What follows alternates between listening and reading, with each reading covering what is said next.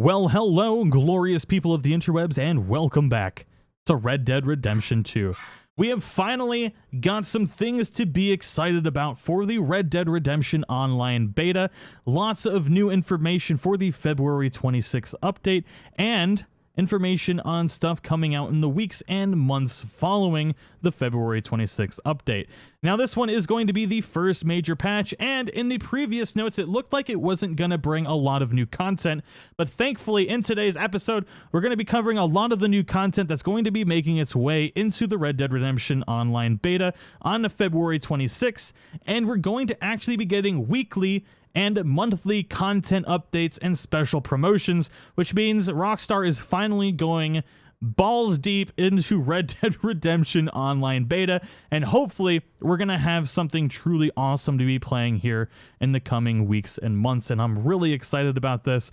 I've always felt like Red Dead Redemption Online beta had the groundwork for a really great online experience, but it was just missing so much, and they're finally going to be adding lots of new content and just things that are going to make the game significantly better. So I'm really excited, but let's go ahead and get into this. The next week in Red Dead Online beta, we're going to be getting this update on the 26th, which is going to expand upon the frontier with all new free roam events, a host of new showdown modes, and new races coming as part of its first title update. So not only are we getting all of the new griefing patches and stuff like that, and the challenges, we're also going to be getting new showdown modes and races. Now, I always felt like the races were a little lackluster. They also didn't provide as much XP or money as all the other game modes, so I hope they fix that. But as far as new gameplay, we do have new additions will include the Fool's Gold free roam event, where players will compete to control an equal parts gaudy and protective suit of golden armor. Wait to take down the armor wearer to earn points and claim it as your own. Then turn the tables and earn points for kills while wearing the armor. So this is going to be something that goes just, I'm guessing, all the time in free roam. Or it's just a free roam event. But that is pretty cool. That sounds like a lot of fun. Just everybody going after this guy in a suit of golden armor, where you get points to take him down and get points, probably more points, for killing people while inside of the armor. I'm definitely excited for that. It sounds like a lot of fun. We've also got competitive challenges now, so we can get a fresh catch with fishing challenges. Fishing challenges are broken out by type. Opt into the challenge and you'll receive all the equipment necessary to compete, including the rod, as well as lures and bait specific to the challenge type. Whether it's crickets for a river challenge, crayfish for a swamp, and worms for lakes, then head to an appropriate body of water to take part. Also, you'll be made safe from the nuisance of trigger-happy outlaws while you're taking the challenge. So that is pretty cool. Catch the highest weight total of fish to win. That sounds like a lot of fun. So it's like a legitimate fishing competition now available in free roam. I love this idea. I enjoy fishing, and this is going to make it more enjoyable because you can actually compete with other players and not get griefed in the process. A lot of these little things, as we get more and more of these little things, it's going to flesh out this open world, which I've been complaining since day one, that the main issue that I've had with Red Dead Redemption Online is that the world feels significantly more empty than its single-player counterpart. And as long as they continue to add free roam content and things to do, that's going to provide entertaining things to encounter and possibly exciting things to encounter while you're playing, I think it's going to make the game significantly better. Now, also on the way are 3 new showdown modes, where players can team up and compete to capture and deliver bags, steal loot from each other, and survive. So they didn't really give us a lot of information on the 3 new game modes, but we do have names for them. They're Up in Smoke, Spoils of War, and Plunder.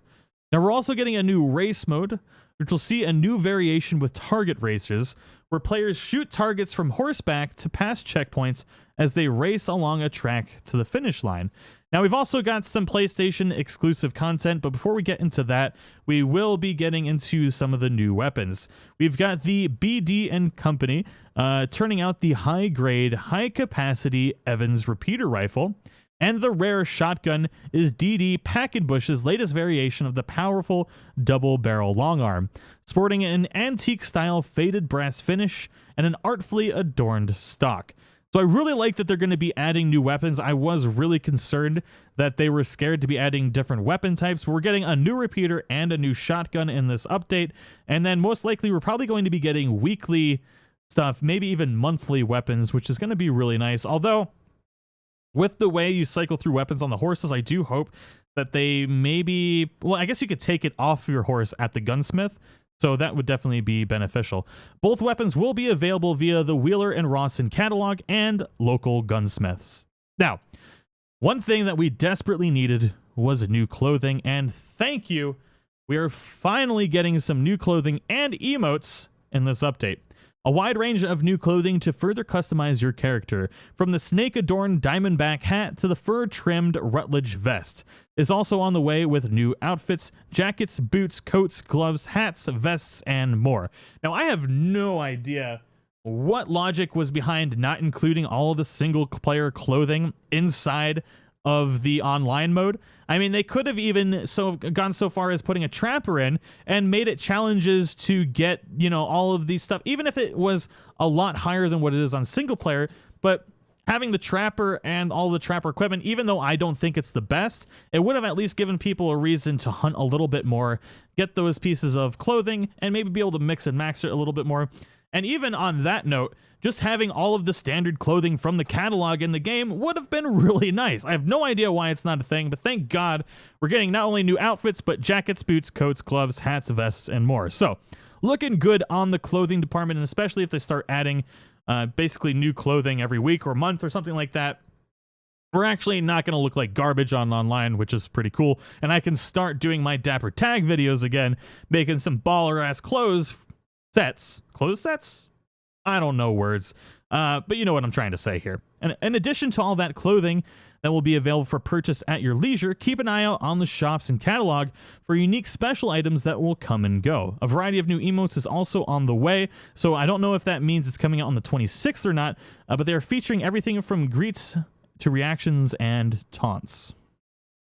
Now, once again, I don't know if these new emotes are going to be available on the 10th or 26th or not, but knowing that they're going to be at least including them, although the emotes are a little lackluster because most of the time you're just going to get shot in the face anyways, but hopefully they help out a little bit in the future.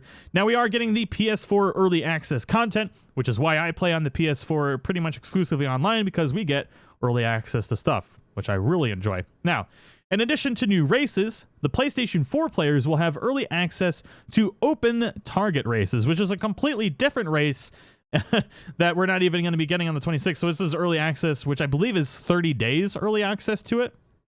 And in the open target races, you're going to compete in open space to take out the most targets on horseback, which I think is a lot of fun. I really like the basically shooting from horseback.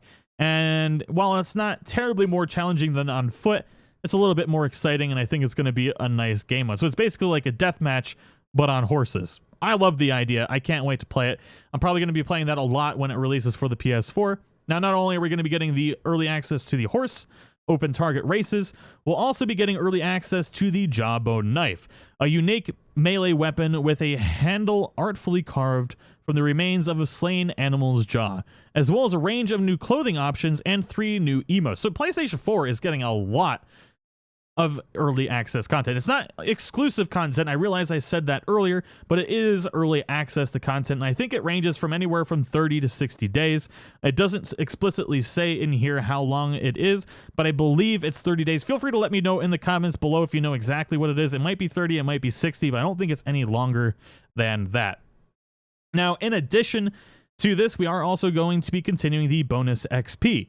So, play Red Dead Online Beta all this week to earn 20% more XP on all activities ahead of the launch of these new updates on February 26th. Be sure to look out for new bonuses, giveaways, promotions, and content updates weekly as we continue to build, balance, and evolve the world of Online Beta. So it seems like what they were doing is really trying to... They probably didn't expect such an outrage from the griefing and had to create a whole system and get that fixed before they could start working on new content. And I'm all for making sure the core of the game is the best it can be before adding content. Because if we add content and the core of the game is still shit, people aren't going to play and they're going to hate the content for various different reasons. So I do think spending the time to make sure the core game is the best it can be is the best decision. But now we're actually starting to get content on top of those core updates. So I think Rockstar is heading in a very good direction. I'm starting to get excited for Red Dead Redemption Online beta again. I cannot wait to start playing online with some of these new things. I really hope that this ends up being a great online experience, not only because I can make content on it, but because I thoroughly enjoy playing the game. I have not played a game that I enjoyed this much in a very long time, and being able to make content with that and enjoy that experience with this amazing community only makes it that much more enjoyable for me.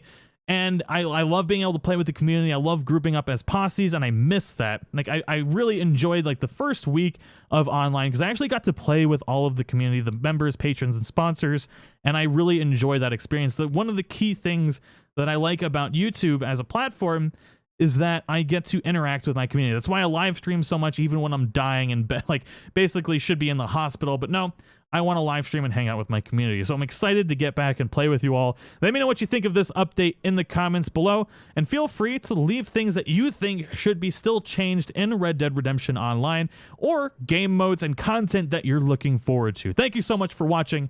I'll see you all in the next one.